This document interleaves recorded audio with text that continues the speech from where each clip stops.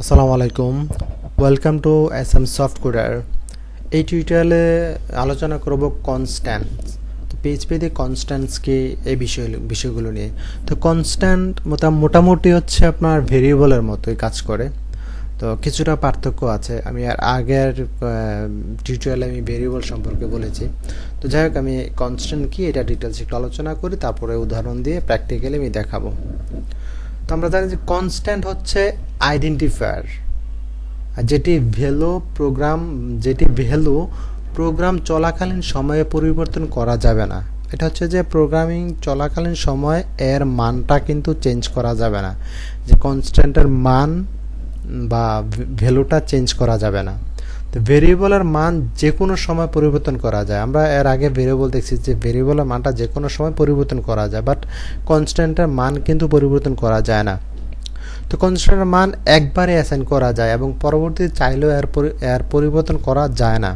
যেমন আমরা বলতে পারি যে ম্যাথমেটিক্সের পাইয়ের মান সবসময় 3.14 এবং এর মান পরিবর্তন হয় না। 3.14 কিন্তু আমরা এটা পরিবর্তন করতে পারবো না। এটা আপনি কনস্ট্যান্টের সাথে কনস্ট্যান্টের মান হিসেবে তুলনা করতে পারেন। তো সুতরাং চাইলে এই মানটিকে কনস্ট্যান্টের সাথে তুলনা করা যায় আর কি। কনস্ট্যান্ট যে কোনো টাইপের ভ্যালু হতে পারে। তো কনস্ট্যান্ট তৈরি করতে হয় যে আমরা ডিফাইন ফাংশন ব্যবহার করে। তো ডিফাইন ফাংশনের দুটি আর্গুমেন্ট থাকে, প্রথমটি হচ্ছে কনস্ট্যান্ট এবং পরেরটি হচ্ছে ভ্যালু। আমরা প্র্যাকটিক্যালি দেখাবো। আচ্ছা, তাহলে এখন প্র্যাকটিক্যালি কাজ করে দেখি। আচ্ছা, প্রথমে আমি সার্ভারটা ওপেন করে নেই। জাম্প, এটা ওপেন করে দিলাম। ওকে,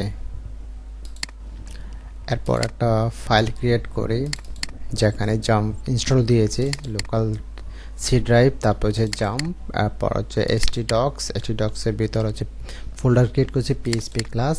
এখানে একটা কনস্ট্যান্ট নামে একটা ফোল্ডার ক্রিয়েট করি, কনস্ট্যান্ট। এই ফোল্ডারের ভিতর একটা ফাইল ক্রিয়েট করলাম, টেক্সট ডকুমেন্টে গিয়ে জাস্ট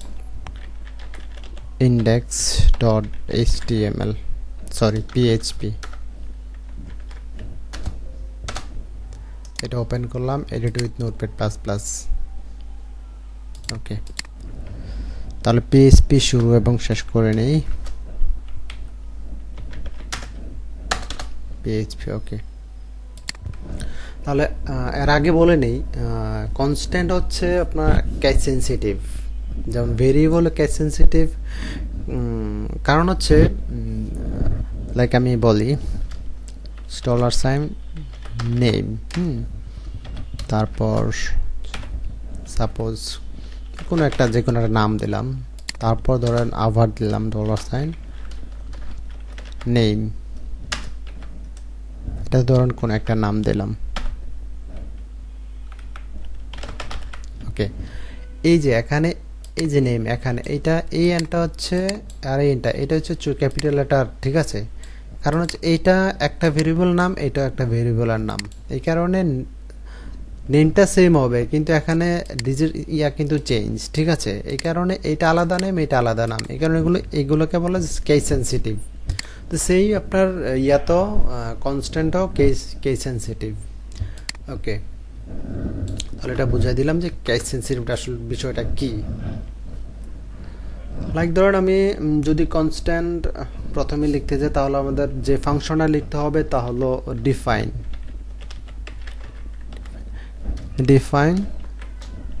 ওকে, এর মধ্যে দুইটা বলছে যে দুইটা আর্গুমেন্ট থাকবে। সাপোজ লিখলাম কান্ট্রি,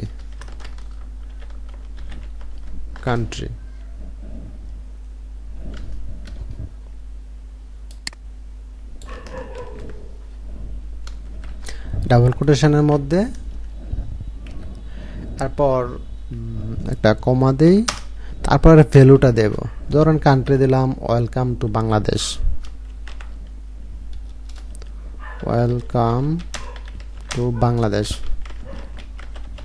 বাংলাদেশ। এখানে আরেকটা বিষয় হচ্ছে, এই যে কনস্ট্যান্টের নাম কিন্তু সবসময় ক্যাপিটাল লেটারে লিখতে হবে। এটা হলো কনস্ট্যান্ট আর এটা হচ্ছে এই পুরোটা হচ্ছে ভ্যালু, কনস্ট্যান্টের ভ্যালু। ধরেন এটা হলো ভেরিয়েবলের নাম, আর এটা হচ্ছে ভ্যালু, ঠিক আছে? তো এইভাবে লিখতে হয়। তো আমি একো করি প্রিন্ট করার জন্য। তো যেটা করতে হবে, এই কান্ট্রি নামটা কল করতে হবে, কন্ট্রোল এস দিয়ে সেভ করলাম। এখন এটা ব্রাউজার আউটপুট দেখি। তো আমাদের হচ্ছে লোকাল হোস্ট, তারপর হচ্ছে পিএইচপি ক্লাস ভেরিয়েবল, জাস্ট ভেরিয়েবলের জায়গায় হবে কনস্ট্যান্ট।